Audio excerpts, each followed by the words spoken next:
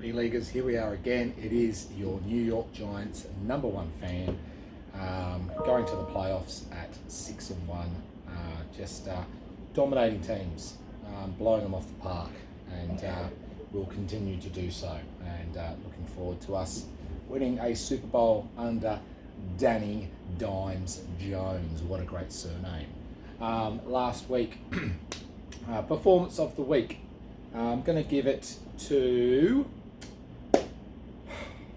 James. Look, you know, it came down to a big match, and Streak Gate, of course, the loser would be streaking.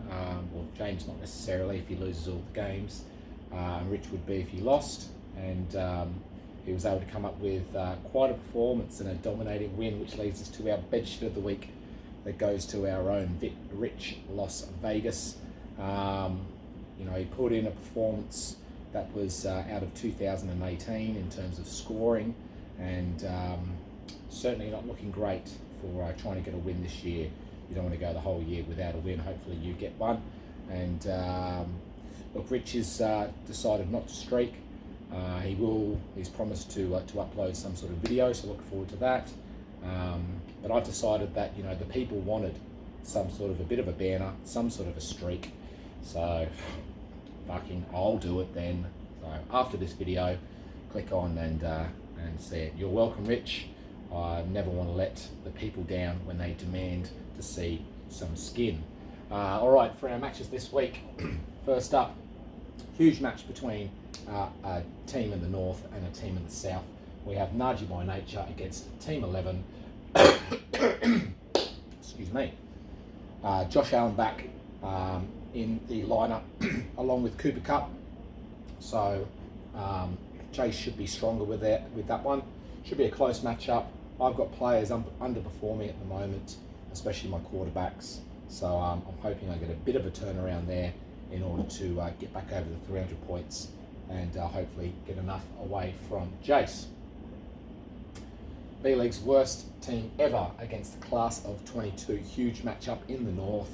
Matt needing to get a win to stay in those playoff spots. And look, I guess James is just looking for a bit more pride with a few more wins. He won't be making those playoffs. Amazingly, someone who is currently in the playoffs due to points, dealing with Dickie Mahomes against Streets of Avalon.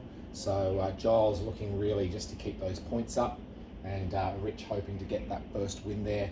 Don't think it will happen this week. Hashtag Welcome Committee against Frothy #2, and Rose back in the winner's circle after 3 losses in a row. This one's going to be a tight one, going to be a close one. Probably going to come down to the IDP players, I'd say, because I think there's enough points in the offense. The 4th in inches against the Pong Knucklers. Yes, Owie, been quite unlucky this year so far, you know, scoring quite well and sitting at 2-5 against a guy who, look, I did say in our pre-season preview I thought would struggle to make the playoffs, and I was decimated by our commissioner for doing such blasphemy. Look, I saw his IDP draft, and it was a pile of shit on the whole part, so that was where it sort of came from. We also had some career years out of Debo and JT, and look, at 3 and 4, guess I was right. Ever make love to a man against a team has no name, motherfuckers. 5-2 against 5-2, huge matchup. I'd say it's a matchup of the week, and look, a win here for DJ puts him almost in position to make the playoffs. Same goes for Grant as well. Once you get to 6 wins and you've got, you know, 6 games to go after this week, you'd be struggling not to make the playoffs. And quarterback graveyard. Tough loss last week, only by 2 points against Rusty Johnson. Tits is now top of the South and looking in a strong position. Alex being relatively unlucky, and he's going to be hoping that Jameis Winston comes back. All right, boys, good luck for this week.